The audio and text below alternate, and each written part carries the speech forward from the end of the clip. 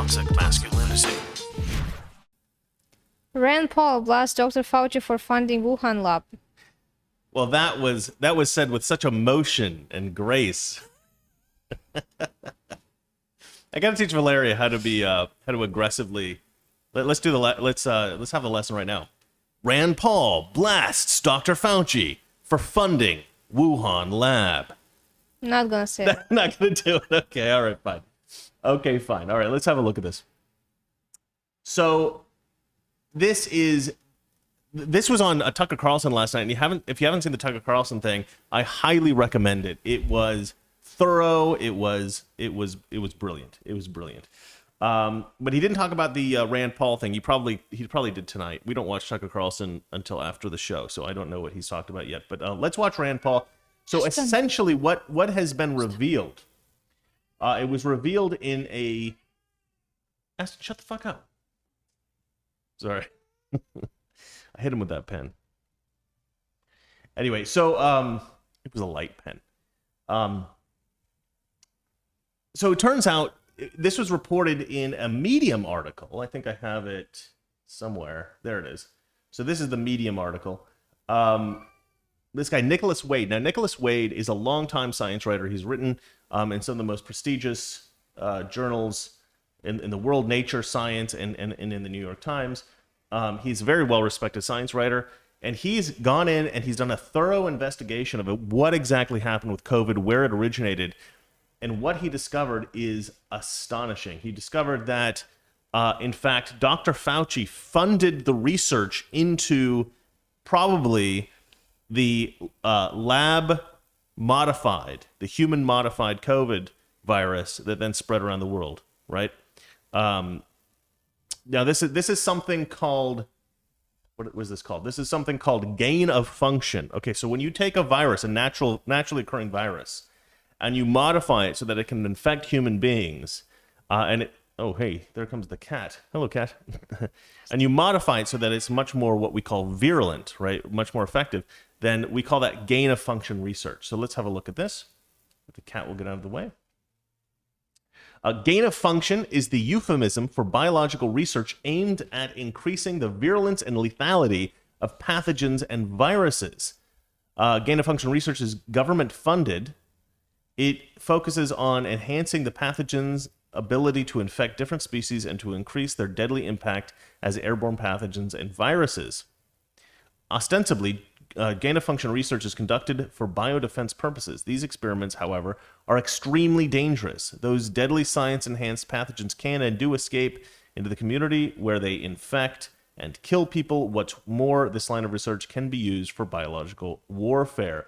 And therefore, gain of function has actually been made illegal in America. You can't actually perform gain of function research in the United States.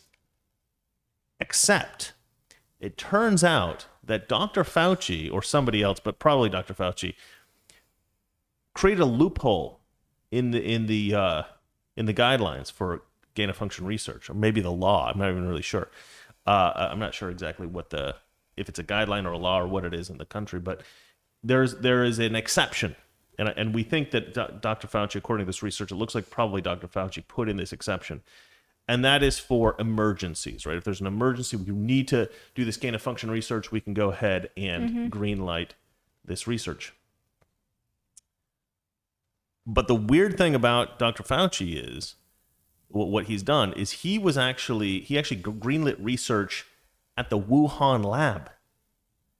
He greenlit research, gain of function research, so creating essentially weaponized viruses in China. Like, what a weird thing to do.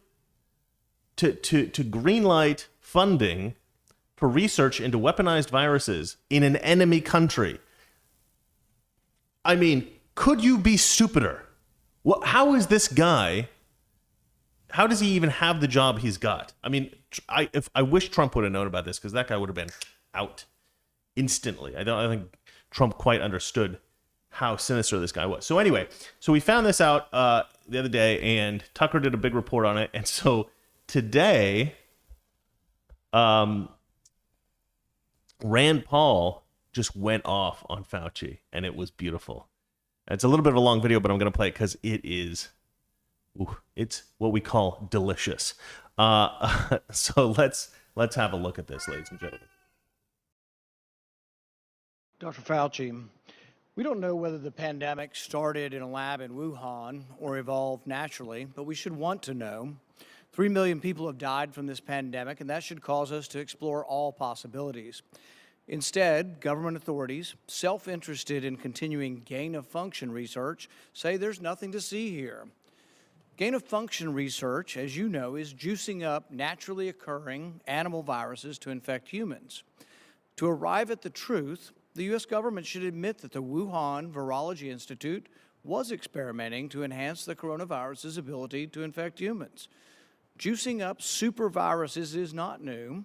Scientists in the U.S. have long known how to mutate animal viruses to infect humans. For years, Dr. Ralph Baric, a virologist in the U.S., has been collaborating with Dr. Shi Zhengli of the Wuhan Virology Institute, sharing his discoveries about how to create superviruses. This gain-of-function research has been funded by the NIH. The collaboration between the U.S.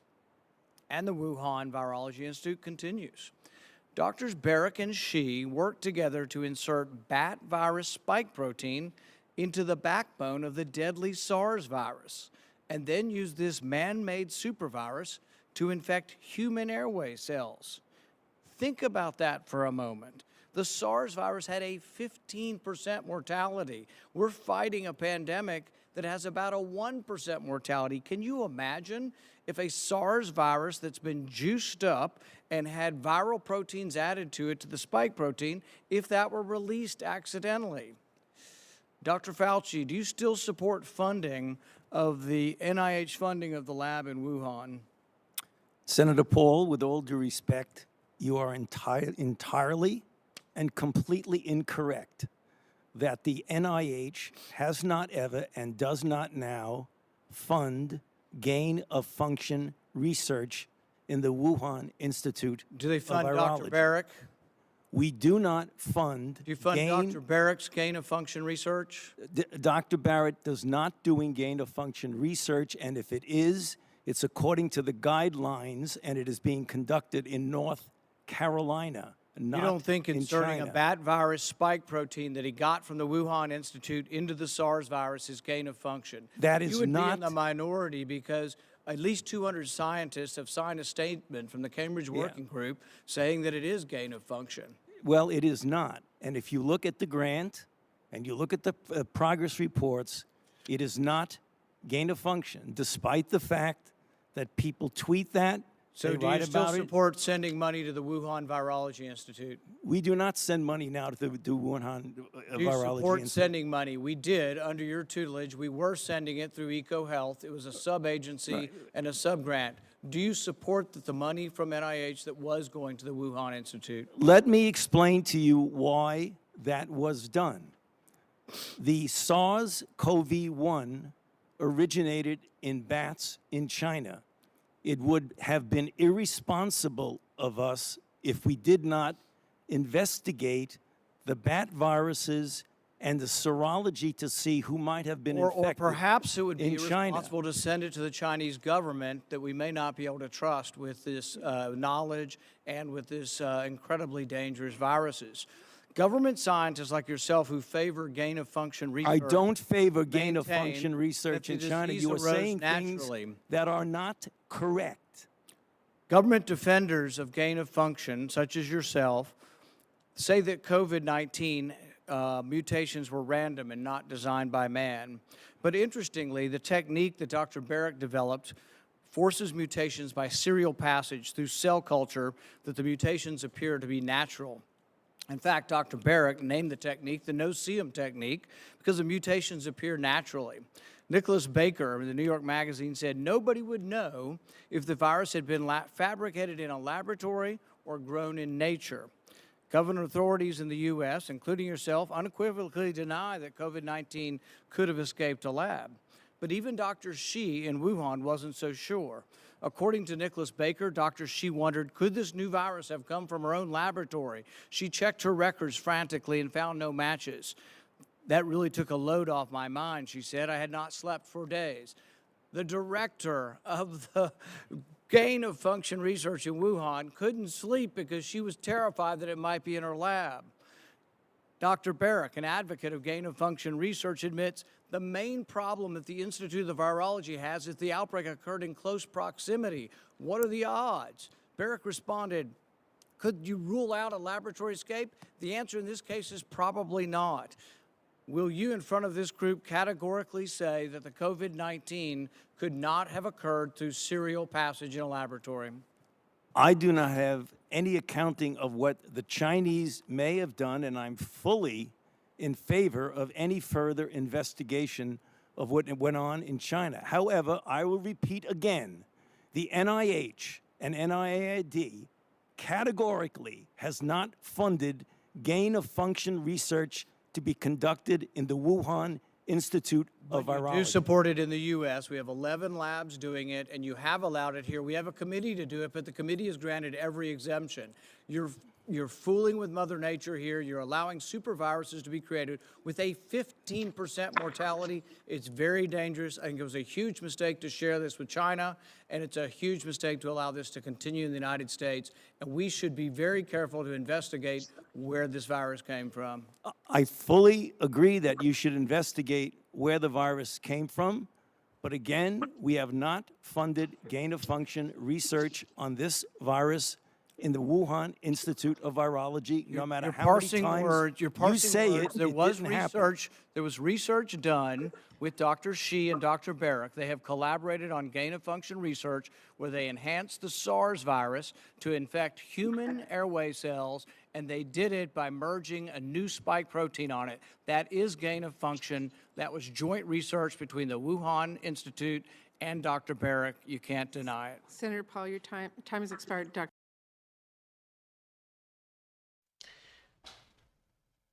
I love Rand Paul. I love Rand Paul. Yeah, so Dr. Fauci, lying. Just blatantly lying. And it's obvious too. He's like, you know, and one thing, I hate his accent. You know, I know people from Long Island, right? I don't just default hate the Long Island accent, but I hate it when he uses it. I mean, maybe I'm wrong. Maybe it's not a Long Island. It sounds like Rand Paul is like, look, you know, what are you doing here? Why did you support this? We did not do anything like that. We didn't do anything like that. It's not like that. We didn't do that. We didn't do that. And the guy's like, okay, but, you know, you funded experiments in this lab. You know, he's like, no, we didn't. No, we didn't. Yeah, you did, because it went through this guy, and then it went through here, and you know it went over to the Wuhan lab. Okay, well, let me explain why I did that. Let me explain why I did that. Oh, I almost called him Nancy Pelosi. Dr. Fauci is such an annoying prick. He reminds me of a rat. He looks like a rat, doesn't he? He looks like a rat because, I mean, it's in like some cartoon character, like a mouse or a rat. Yeah, there's a lot of rats in New York, and he's one of them. He's like a super rat. He's a mutated rat, probably because of some kind of virus. I'm Dr. Fauci, I'm a rat. Anyway, if I ever put him into my cartoon, which I'm still trying to make, by the way, I'm just going to use a cartoon rat, and I'm going to make it Dr. Fauci, because he looks like a rat. I love that idea. Okay, all right. So what I wanted to discuss now was basically all the stuff that Tucker Carlson covered. I wanted to kind of get into it. So this is the Medium article that started this whole thing off, which is an absolutely beautiful article. And this guy did such a good job. This is the most important bit, the last part here. This is written by Nicholas Wade. If you want to see it, it's Nicholas Wade at medium.com. One thing that was, by the way, one thing that is really concerning about this should be front page news on every newspaper in America. This should be the top of CNN. This should be the top of MSNBC. But look at this. If you do a search, Nicholas Wade Fauci COVID, can you guys see that? Oh, you guys can't see that. Well, how am I gonna fix it? Oh, I got an idea. Boop. Okay, there you go. Maybe I'll put myself next to the wife there. Okay, there you go. So if you look at, if you go to, I use Come back. Bing. I use Bing because I think Google's evil. You know, I don't know if Bing's that much better, but I was trying to use DuckDuckGo for a while, but one, I didn't like it, and two, apparently they're just as bad as everybody else now. So yeah, I'm using Bing, and I did a little search, and look how many of the major news networks are covering the story. None. It's only Tucker Carlson. And then some conservative places. The Wall Street Journal has an opinion article about this. So we've got Tucker Carlson, the Wall Street Journal, and then what do we got? BizPac Review? I don't even know what that is. We have Nicholas Wade's Medium article, the original article. There's the Wall Street Journal one. There's Fox News. And then BizPac Review, Mediate, National Review. National Review's covering it. That's good, even though National Review is like establishment, never Trump or degenerate conservatives, but whatever.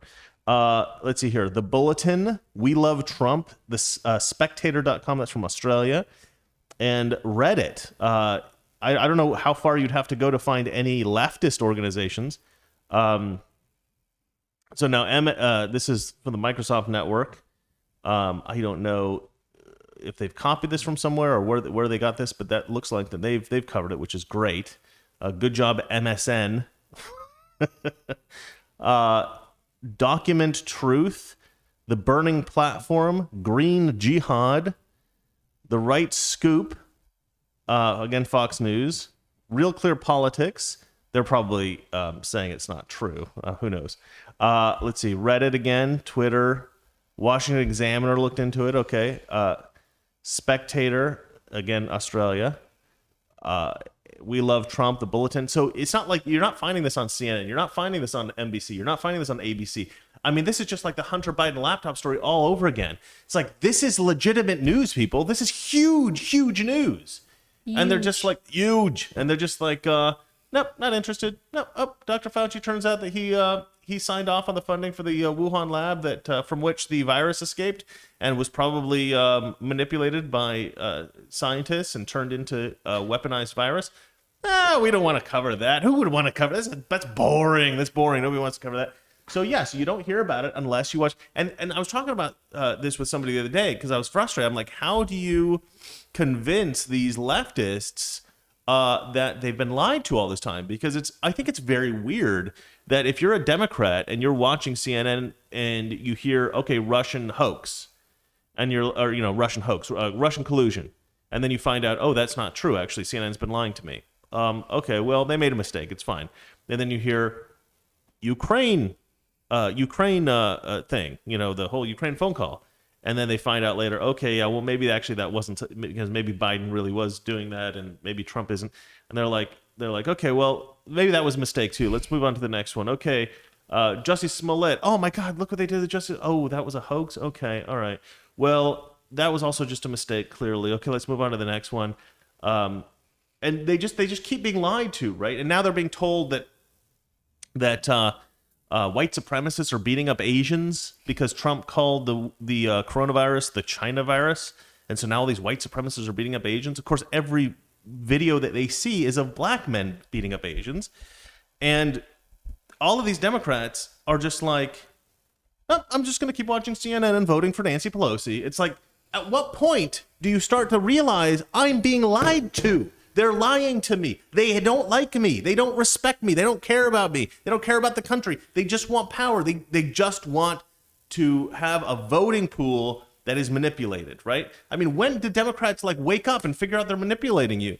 And what occurred to me was that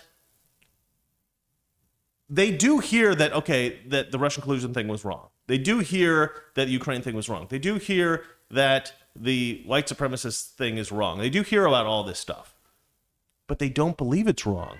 They continue to believe it's true. And that's for a couple of reasons. For one thing, I think that they want to believe it, first of all. So I think it would take some pretty hard evidence for them to accept that they've been tricked. And some of them would never believe that they've been tricked because they just want to believe it so badly. Another problem is that a lot of these people, they don't get the best evidence proving that this stuff is wrong. It just kind of goes away. And they might have heard vaguely somewhere that this was I think you can change your picture position back. Oh, am I out? Oh, yeah, you're right. Thank you, darling.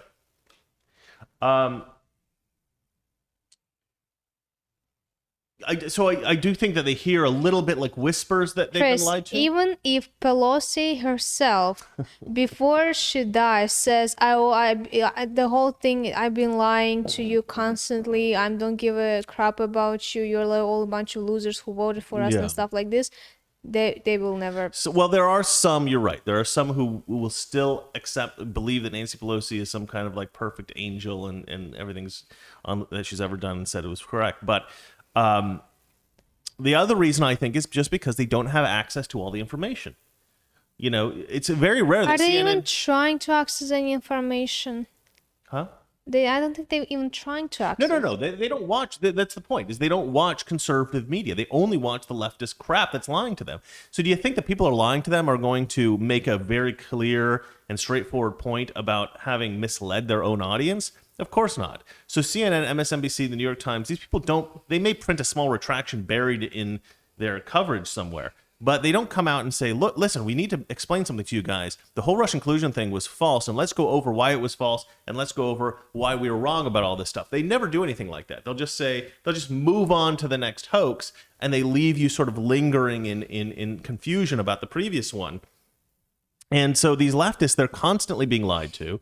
And then you have something like the Hunter Biden laptop story, which they just bury that story. They don't even talk to people about it. And you have something like this, which I think is even more consequential, at least in terms of public policy.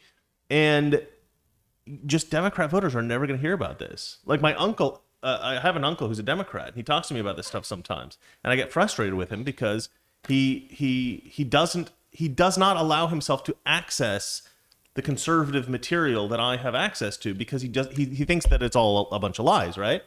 And so a story like this, like if I'm talking to him about this, he'll probably have never heard of it. He'll probably have never heard the story, never heard anything about it, and it's incredibly frustrating. And if you mention it, he'll say, "Oh, well, that was broadcast on Tucker Carlson, so it's probably a lie. That's probably false. I'm not going to believe it." And there's just so many leftists who just hear, what source did it come from? It came from a conservative source. We're not going to believe it. And so you really do need CNN, MSNBC, NBC, New York Times. You need all these companies to cover this stuff. Otherwise, people don't get it. And what are they doing? They're not covering it. They're covering it up instead, and it's terrible. But anyway, let me read the last part of this Medium article, just this last part, not the conclusion, but the part 4 here. Incredibly important stuff. The U.S. role in funding the Wuhan Institute of Virology. From June 2014 to May 2019, Dr. Daszak, EcoHealth. So this is one of the guys who had an interest in this research and who could be implicated, who could be blamed potentially for the COVID virus spreading and escaping out of the lab. And so he has an interest in covering this up. And Fauci, too, has an interest in covering this up. So let's have a look at this. From June 2014 to May 2019, Dr. Daszak's EcoHealth Alliance had a grant from the National Institute of Allergy and Infectious Diseases, part of the National Institute of Health, to do gain-of-function research with coronaviruses at the Wuhan Institute of Virology. Whether or not SARS-2 is the product of that research, it seems a questionable policy to farm out high-risk research to unsafe foreign labs using minimal safety precautions, because that lab was not a safe lab, and they're doing some of the most dangerous research on Earth in a lab that doesn't really have adequate safety precautions. And if the SARS-2 virus did indeed escape from the Wuhan Institute, then the NIH will find itself in a terrible position of having funded a disastrous experiment that led to the death of more than 3 million worldwide, including more than 500,000 of its own citizens. The responsibility of the NIAID and the NIH is even more acute because for the first 3 years, by the way, this is beautifully written. This guy is a very good writer. He's probably a Democrat, right? He's worked for the New York Times. He's a science writer. I imagine he's probably an atheist. He's probably a Democrat. But credit where credit's due. Incredible writing. Let's see here. Is even more acute because of the first 3 years of the grant to EcoHealth Alliance, there was a moratorium on funding gain-of-function research, right? Okay, so I said earlier that it was illegal to do in America. It's not actually illegal. There's a kind of a panel now, but at the time that it was being funded, it was illegal. That's what I should have said. I kind of made a mistake there. Now, why didn't the two agencies therefore halt the federal funding as apparently required to do so by law? Because somebody wrote a loophole into the moratorium. This is what I was talking about earlier. The moratorium specifically barred funding any gain of function research that increased the pathology of the flu, MERS, or SARS viruses. But then a footnote on page 2 of the moratorium document stated that an exception from the research pause may be obtained if the head of the USG funding agency determines that research is urgently necessary to protect the public health or national security. This seems to mean that either the director of the NIAID, Dr. Anthony Fauci, or the director of the NIH, Dr. Francis Collins, or maybe both, would have invoked the footnote in order to keep the money flowing to Dr. Xi's gain-of-function research. They wanted to keep funding the lab that ended up producing the COVID virus. Unfortunately, the NIAID director and the NIH director exploited this loophole to issue exemptions to projects subject to the pause, preposterously asserting that the exempted research was urgently necessary to protect public health or national security, thereby nullifying the pause. Dr. Richard Ebright said in an interview with the Independent Science News. It's really ironic, isn't it, that they funded this research on the basis of this idea that it was a national emergency, right? Urgently necessary. National security, right? We need to protect our people from a pandemic. And that research in itself caused the pandemic. And again, this is speculative. This is all circumstantial evidence, but it's overwhelming evidence. And this guy is a very well-respected investigative reporter. So this is the guy that you want to go to if you want to find out this stuff. I mean, he's like the best of the best. So this is the guy that we rely on, apparently, according to Tucker Carlson, anyway. Let's see here.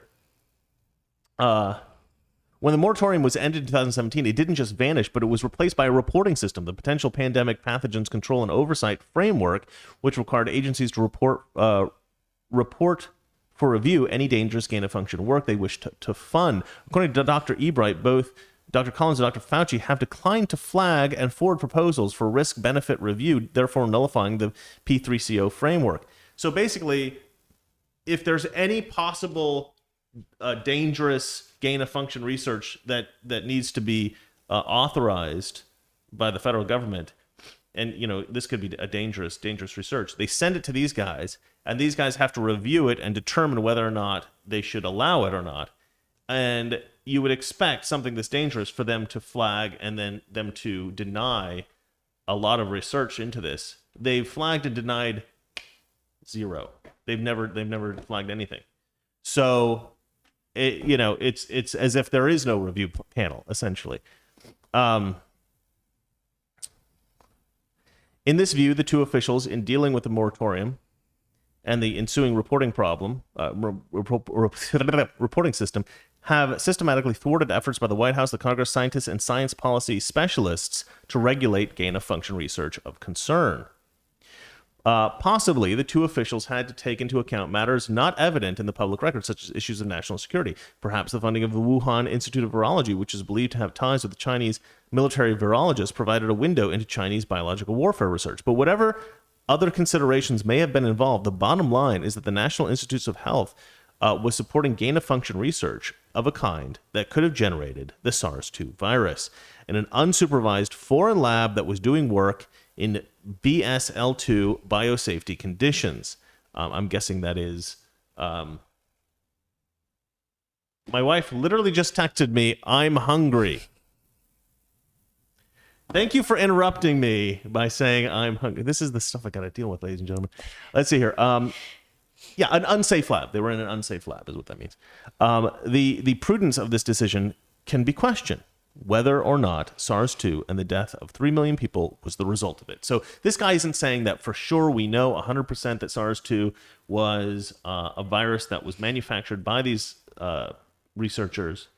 We don't know 100% sure if that's where it came from and if it escaped from that lab, but it looks very likely. But even if it wasn't, what the hell was the American government doing funding gain-of-function research in flippin' China? That's crazy. That's crazy. And so he's saying this was highly irresponsible. This is a terrible decision. Fauci is an incredibly irresponsible person. He's not the kind of person that should have the position that he holds, and I agree with him wholeheartedly. And this is why we only did 2 stories today, because this is so critically important. I know probably many of you saw this on Tucker Carlson already, but if you haven't, you should probably watch it. It's fantastic. Anyway, darling, do you have anything to say? No. Okay, so we can move on then to questions and comments. What do you guys have to say about this? Anything at all? If not, we can always just talk about our upcoming trip to Hawaii. Sorry. Anyway, let me know what you guys have to say. I don't know why Valeria's response to that was literally nothing. Were you even listening to me? Of course. Okay. Yes. Okay. All right, ladies and gentlemen, let's see what you guys have to say. Is there any questions and comments, darling? I have 3 super chats. Oh, 3 super chats. We get a lot more super chats when you're here. When it's just me, we don't get any. Do you want me to read the first one? Oh, yes, please. Yeah. From Patron Daniel. Uh-huh. Why are the controls to an oil pipeline or any key infrastructure for that matter online? This was one of the side plots to the movie Live Free or Die Hard. What in the actual... Live Free or Die Hard. That's funny. What the actual F, he says. I like the amount of money he gave us. 1776. Yeah. If you ever want to comment on my thing, please give us 1776. That's great. No, I'm kidding. You obviously don't have to give us money, but I thought that was clever. Toxic Masculinity. Weekdays, 9 p.m. Eastern, 6 p.m. Pacific.